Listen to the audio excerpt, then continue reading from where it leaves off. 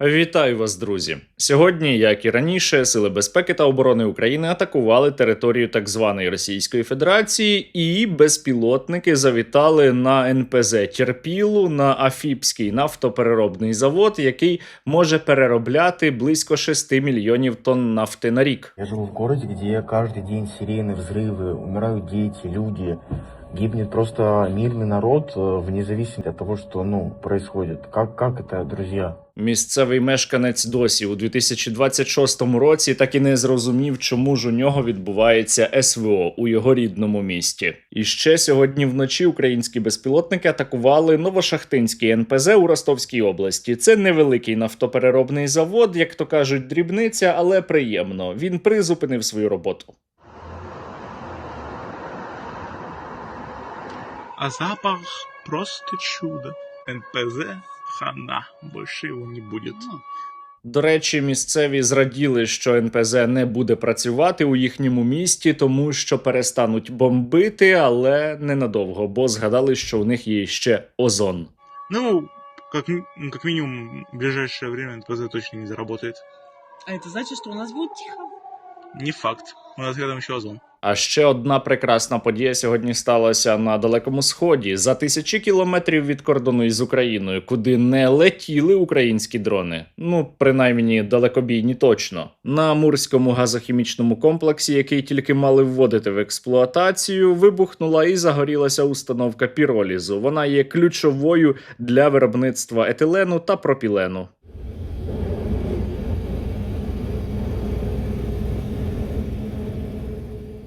Не знаю, як вам, а мені особисто подобається, як горить так звана Росія. Краще за це тільки те, як горять самі росіяни, погрожуючи Владимиру Путіну. Ви що, хочете гражданської війни? Скоро ви, походу, її получите. І поки російська мамаша погрожує Владимиру Путіну громадянською війною, я закликаю вас, звісно, підписатися на мій канал, перевірте, чи ви вже це зробили, і прошу закинути будь-яку суму на наш великий збір на 50 мільйонів, який, я сподіваюся, ми сьогодні вже закриємо. Я задонатив і вас закликаю. Посилання на нього в описі до цього відео. Учора наша країна відзначала День Незалежності. Раніше, до початку повномасштабного вторгнення, з нагоди Дня Незалежності у нас відбувалися паради. Різні, військові і не тільки. Але учора відбувся парад, якого, напевно, іще ніхто не проводив у світі. Замість традиційного військового параду по Хрещатику проїхали українські наземні роботизовані комплекси,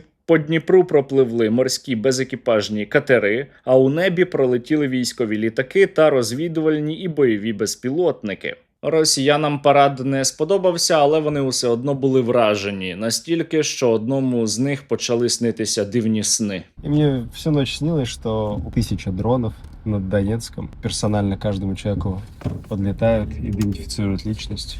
Видимо, меня впечатлил вчерашний парад дронов Украины, что ли, не знаю. Але загалом, звісно, російським окупантам дуже не подобається те, що Україна існує, те, що українці є, те, що у українців є своя власна держава, і що ми відзначали учора День Незалежності України. Тому вони учора горіли у себе на телебаченні. На самом деле, это для подавляющего большинства народа Украины это никогда не было таким народным праздником. Вы знаете... І ще одна істота у етері у тимчасово живої пропагандистки Скабєєвої кинулася переписувати історію. І якщо раніше ми чули версію про те, що Україну вигадали у австрійському генштабі, то тепер все змінилося. Україну вигадали німці. По сути, на украинской государственности надо такую табличку вешать. Сделано в Германии. Я гадаю, оцього пропагандиста треба посадити до в'язниці за дискредитацію Владимира Путіна, тому що він раніше казав, що Україну вигадав Ленін. Нехай вже визначиться. Украина имени Владимира Ильича Ленина.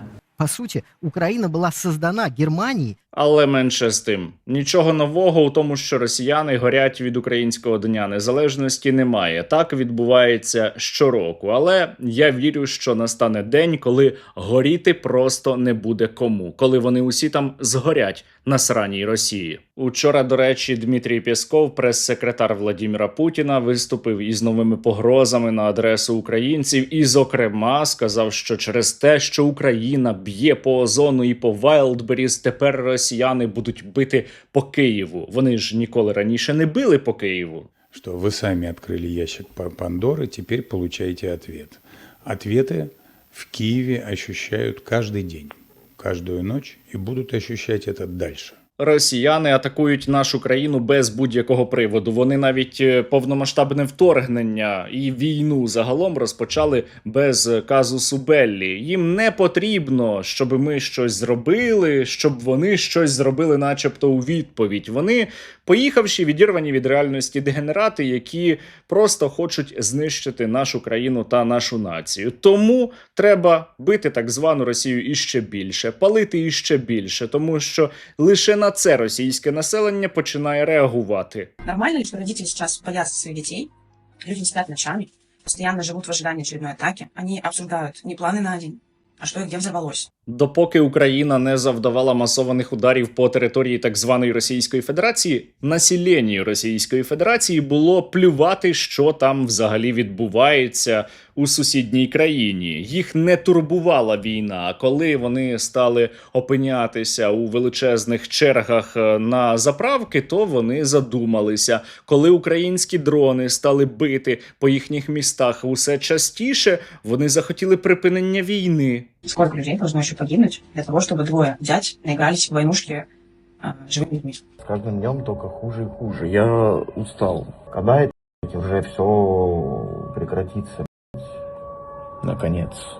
Постійні сльози росіян і їхні питання, коли усе це припиниться, дійшли до тимчасово живого Лаврова, який почув росіян і прокоментував це. И вроде бы и хочется, как некоторые говорят, ну поскорее, чтобы все вернулось, чтобы не бояться беспилотников, но... Але головний кінь так званої Росії Сергій Лавров сказав, що росіяни мають терпіти і не скаржитися на це, тому що якщо раптом настане мир, якщо Росія припинить просто бездумно вбивати людей у сусідній країні, то це буде зрадою дідов. Мы через это перемирие, мы нацистские метастазы будем укреплять и позволять им развиваться дальше. Это будет предательство того, что сделали наши деды, прадеды. Давно відомо, що діди і прадіди Лаврову заповідали вбивати дітей, вбивати цілі родини, спрямовувати балістичні ракети на житлові будинки, а ще діди змусили російську армію буквально учора завдати удару по торговельному центру у Дніпрі, тому що дідам заважав цей ТЦ. Відірвані від реальності мерзотні російські дегенерати не збираються припиняти війну. Вони хочуть навпаки її розширити. У них у планах вже війна проти НАТО. Один із російських депутатів і генерал у відставці Соболєв сказав, що Російська Федерація має до 2030 року закінчити СВО побєдою, бо тоді далі треба буде воювати вже проти інших країн Європи, адже Європа готується до війни, щоб, звісно, напасти на так звану Росію, яка нікому ніколи не загрожувала. Чим довше триває війна проти України, тим більше росіяни страждають, тим частіше можна почути навіть ось отакі відеозвернення на адресу Владимира Путіна. Что творится там в нашей России? Владимир Владимирович Путин, что творится? Ось оця російська мамаша раптово стала проти війни. Але тільки після того, як на війні подох її син-окупант, а їй не заплатили. Вы что творите? Наших пацанов гробите. Гробите, убиваете. Мы даже не можем похоронные получить нищенские 60 тысяч. А далі на так званій Росії очікується іще нова хвиля мобілізації, і оця мамаша каже, що вона підніме повстання, але не віддасть свого другого сина. Вы что хотите, гражданской войны?